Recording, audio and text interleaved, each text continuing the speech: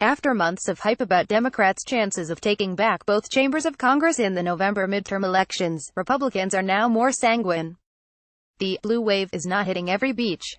Donald Trump's approval rating is rising, the economy is robust, and there has been an apparent foreign policy breakthrough with North Korea. After losses in Virginia, Alabama, and Pennsylvania, Republican confidence is up. While Democrats consistently lead in polls of the generic ballot, there is a sense, in the words of Republican strategist John Brabender, that things are better today than 60 days ago. Trump is still unpopular. But while that may be a negative in competitive House districts where the president lost or performed worse than past Republican presidential candidates, he is a key asset in deep red states where incumbent Democrats will be on the ballot. Brabender pointed out that even in the Pennsylvania special election, in which Conor Lamb upset Rick Saccone in a deep red district, a visit by Trump helped keep the race close. "It's not a matter of do you use the president or not," said Brabender. "You have to use him tactically in places where he has a greater impact coming in." This was put on display on Thursday night in Elkhart, Indiana, as Trump held a rally in a vast high school gymnasium in front of a crowd of thousands.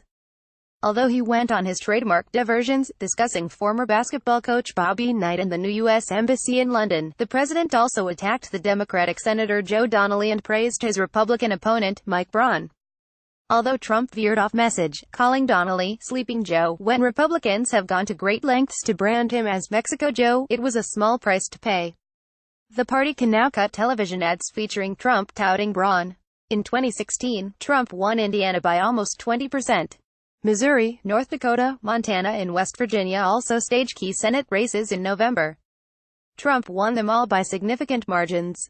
Brabender did strike a note of caution, saying, "The Senate is always an exception."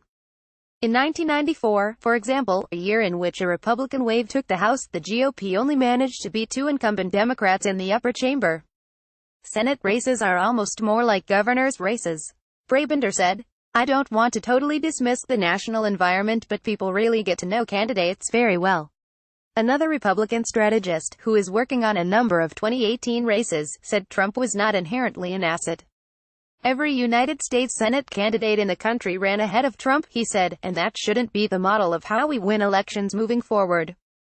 Incumbent on us to nominate better candidates and minimize the damage. Their voters are willing to crawl across broken glass in the House, where Republicans have a 23-seat majority. The party faces a much more difficult task, particularly in moderate suburban districts." As the anonymous Republican strategist put it, the problem is that while Trump has energized Democrats, he has not energized moderate Republicans. "Their voters are willing to crawl across broken glass, and our voters are fat and happy," the strategist said. A former White House official offered a counterargument that victory for Republicans in the House is not achieved by running away from Trump. Nancy Pelosi, with members of the Machinists Union International campaigning against the Republicans' tax cuts this week, photographed trips to Motivilla. Getty Images. In the former official's view, Trump can energize Republican voters in suburban districts by putting impeachment on the ballot. In a swing district, the former aide said, although Donald Trump is negative in that district because he's viewed as more extreme, what's more extreme is Nancy Pelosi trying to impeach him. In his view, if candidates can make the case that the Democratic minority leader is a bigger threat than Trump, then Republicans won't end up slaughtered come November.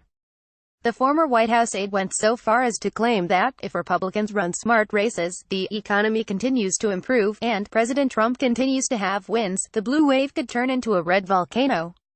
History argues against him. Parties holding the White House have almost always suffered in midterm elections, particularly when the president is as unpopular as Trump. Then again, after Trump's shock win in 2016 and in a political environment that ping-pongs between porn stars and Pyongyang, there are many more variables in play.